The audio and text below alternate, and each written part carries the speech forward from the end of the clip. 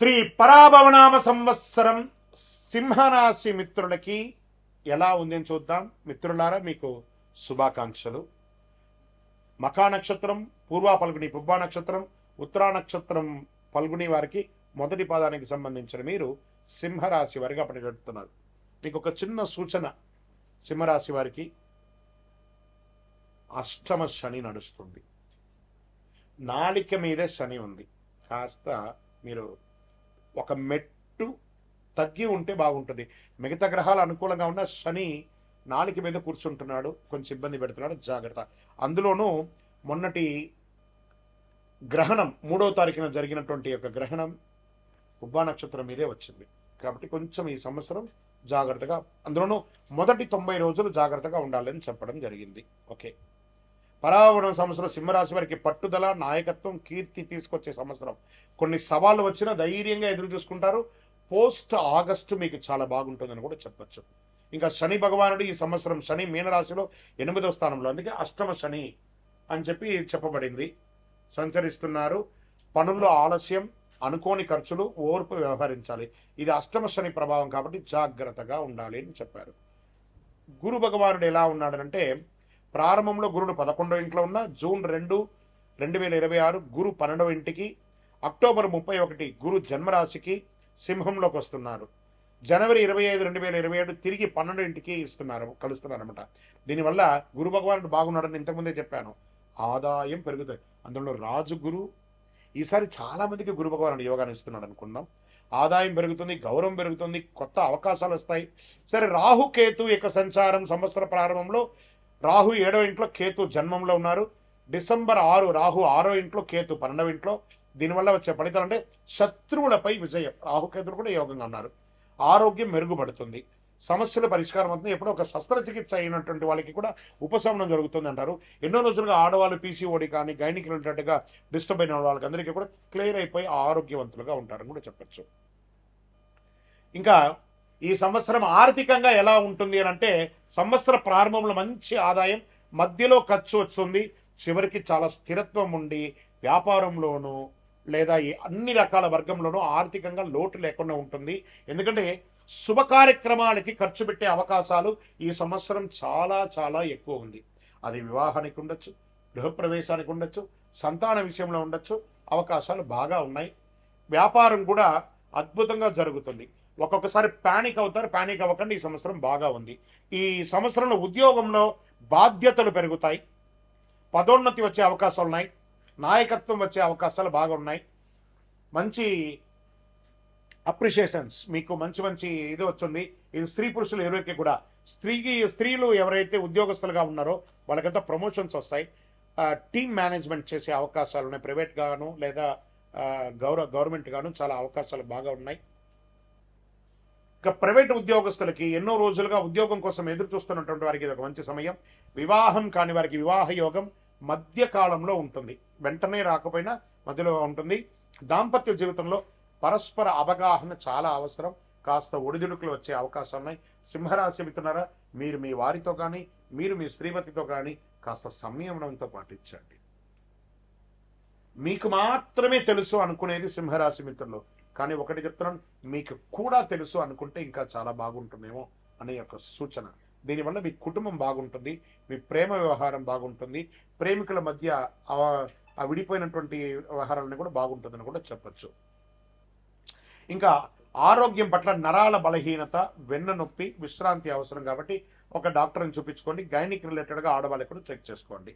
ఇంకా వ్యవసాయదారులకి ఇది ఒక అద్భుతమైనటువంటి సమయం అని కూడా చెప్పచ్చు. ఇక్కడ సర్వీస్ సెక్టార్లో ఉన్న వాళ్ళకి డాక్టర్స్, ఇంజనీర్స్ అని కూడా చెప్పచ్చు. డిపార్ట్మెంట్స్, పోలీస్ డిపార్ట్మెంట్స్ కానీ డిఫెన్స్ కానీ ఇలాంటి వాళ్ళు, బ్యాంకింగ్ సెక్టార్ వాళ్ళకి ఇది ఒక మంచి సమయం అని కూడా చెప్పవచ్చు. ఇది బాగా ఉంటుంది. ఇంకా ఈ కామర్స్లో ఉన్న వాళ్ళకి ఇది ఒక మంచి సమయం. ఈ సమయంలోనే ఎక్కువ తిరుగుతూ ఉంటారు కాబట్టి వాహనం నడిపేటప్పుడు జాగ్రత్తగా ఉండాలి. ఇంకా ప్రయాణాలు, ఆధ్యాత్మికమైనటువంటి యాత్రలు చేసే అవకాశాలు ఉన్నాయి, వృత్తిపరమైనటువంటి యాత్రలు చేసేటవి ఉన్నాయి.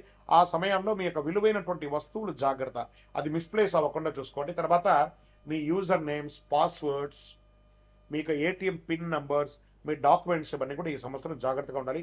ఒకటి మిస్ప్లేస్ అవ్వడం, లేదా మిస్ అవ్వడం, దీని మీద లీగల్ యాక్షన్స్ కూడా తీసుకునే అవకాశాలు ఉంటాయి. కాస్త జాగ్రత్త పడండి. మీ పైన ఉన్నటువంటి లీగల్ కేసెస్ ఏమైనా ఉంటే మిశ్రమంగా ఉంది, అటు గెలుపు లేదు ఇటు ఓటమి లేదు, అలా లాగుతూ ఉంటుంది. ఇంకా నక్షత్ర ప్రకారంగా ఏ నక్షత్రం వారికి సింహరాశిలో ఎలా ఉంటారనేది కూడా చూద్దాము. మఖా నక్షత్రం గౌరవం పెరుగుతుంది, ఉద్యోగంలో పురోగతి, నాయకత్వ లక్షణం.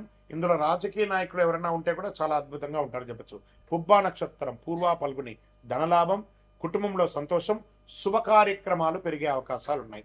ఉత్తరా పల్గుని నక్షత్రం మొదటి పాదంలో ఉన్న వాళ్ళకి కొత్త అవకాశాలు, పదవి ప్రభావం పెరుగుతుంది, సమాజంలో పెరిగే వారికి కొంచెం అనుకూలమైనటువంటి ఫలితాలు పొందే అవకాశాలు ఉన్నాయి. అదృష్ట సంఖ్య ఈ సంవత్సరం ఏదైనా ఉందంటే 1, 3, 9. అదృష్టమైనటువంటి రోజులు ఆదివారం, మంగళవారం. అదృష్ట రంగులు కేసరి మరియు బంగారు రంగం వారు.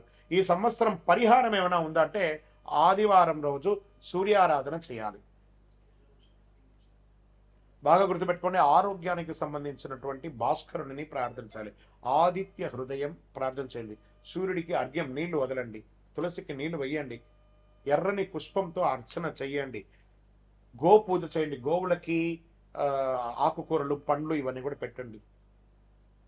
మీ ఇంకనూ సకల దోషాలు తొలగి ఆనందంగా సంతోషంగా ఉండడానికి మీ యొక్క ఇష్ట దైవం, మీ కులదైవం దేవాలయానికి వెళ్ళి ఒక మట్టి మూకుడు తీసుకొని అందులో మీ వయస్సు ఎంత ఉందో అన్ని ఒత్తులు వేయండి, చుట్టూ వేయండి.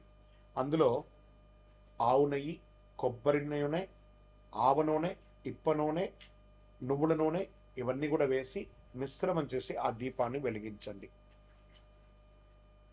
దీనివల్ల ఆరోగ్యం బాగుంటుంది, గ్రహ దోషం తొలగుతుంది, శనిగ్రహ దోషం తొలగుతుంది. ఇంకనూ అతి శక్తివంతమైనటువంటి స్వామి మాకు ఇంకా కొంచెం అద్భుతమైనటువంటి శక్తి కలిగించడానికి ఏమైనా ఇవ్వండి అంటే ఒక 48 రోజులు పూజ చేసి చండీ సప్తశతి పారాయణంతో సుదర్శన హోమాలు చేసి సుబ్రహ్మణ్య భుజంగా పారాయణం చేసి సిద్ధంగా ఉన్నటువంటి అతి శక్తివంతమైన కరుంగాళి మాలను ధరించడం వల్ల నరదృష్టి పోతుంది, ఆరోగ్యం బాగుంటుంది. కావాల్సిన సంప్రదించండి. ఇంకనూ మీ వ్యక్తిగత జాతకం తెలుసుకోవడానికి మీ పరిసర ప్రాంతాల్లో ఉన్నటువంటి గురువుల్ని సంప్రదించండి. గురుగారు ఈ ఉగాది సంవత్సరం నాకు ఎలా ఉంది. ఇక్కడ ఇంకో విషయం అంటే ప్రతి ఒక్కరు కూడా కొత్త సంవత్సరంలో జాతకం తెలుసుకోవాలి. మీ గురువుగారి దగ్గర సంప్రదించండి, లేదా మా దగ్గర తెలుసుకోవాలనుకుంటే ఈ యొక్క డిస్ప్లేలో ఉన్నటువంటి నంబర్కి మీ యొక్క పేరు, date of birth, time of birth, place of birth WhatsApp చేయండి. విజయం వస్తుంది. ఇది ఉగాది పచ్చడి. ఈ 6 రుచులతో, 6 రుచులతో కూడినటువంటి ఈ ఉగాది పచ్చడి జీవితంలో సుఖదుఖాలు, ఆనందాలు, కష్టాలు అన్ని కలిసి ఉంటాయని చెప్పడానికి నానుడియే ఈ యొక్క ఉగాది పచ్చడి. ఉగాది పచ్చడిలో ఏమేమి ద్రవ్యాలు ఇస్తాం? వేప పువ్వు, బెల్లం, మామిడి ముక్కలు, చింతపండు, మిరపకాయ, మిరప ముక్కలు, మిరపకారం, ఉప్పు. 6 రుచులకి అర్థం ఏమేమి చెప్పారు? వేప పువ్వు చెడు దుఃఖాన్ని తీసేస్తుంది. మళ్ళీ ఇది వచ్చేసి ఆధ్యాత్మికంగా ఆరోగ్యపరంగా అనేటప్పటికీ లోపల ఉన్నటువంటి చెడు షుగర్, కొలెస్ట్రాల్ అన్నిటినీ కూడా నియంత్రించబడుతుంది ఇక వేప పువ్వు.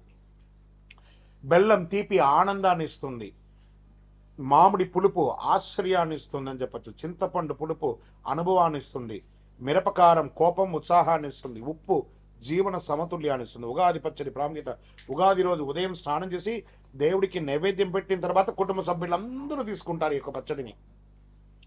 ఇది జీవితంలో వచ్చే అన్ని అనుభవాలను సమీకరించి స్వీకరించాలని సూచించే సంకేతం. ఈరోజు చేయవలసిన పని ఏమంటే పెద్దవాళ్ళందరూ చిన్నపిల్లలకి చిన్న చిన్న కానుకలు ఇవ్వడము, బట్టలు ఇవ్వడము, లేదా వాళ్ళ జీవితానికి కావాల్సిన ప్రణాళికలు అన్నీ కూడా తయారు చేసుకోవడం, వాళ్ళ వివాహాలకి, ఉపనయనాలకి, వాళ్ళకి కావలసిన విద్యలకు కావలసిన ఏర్పాట్లంతా ఈరోజే శ్రీకారం చుడతారు. అద్భుతమైనటువంటి ఉగాది పరాభవనామ సంవత్సరం ఉగాది పచ్చడిని అందరూ స్వీకరించి ఆనందంగా ఉండండి. మూడాలు అంటే ముహూర్తాలు కావాలి అని అంటే సమయంలో మూడాలు కూడా ఎప్పుడున్నాయి, మేము ఎప్పుడు ఆ జాగ్రత్త పడాలి అంటే శ్రీ పరాభవనామ సంవత్సరంలో మాధ్యమిక కర్తవ్య వివరాలను మనం ఎలా చెప్పబడుతున్నామంటే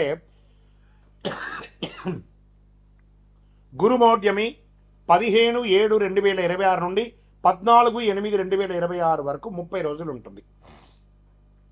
శ్రీ పరాభవనామ సంవత్సరం ఆషాఢ శుక్ల పాడ్యమి నుండి శ్రావణ శుక్ల విధియ వరకు శుక్రమౌఢ్యమి అంటే 19/10/2026 నుండి 29/10/2026 వరకు 10 రోజులు శ్రీ పరాభవనామ సంవత్సరం ఆశ్వయుజ శుద్ధ అష్టమి నుండి ఆశ్వయుజ బహుళ చవితి వరకు ఉంటుంది.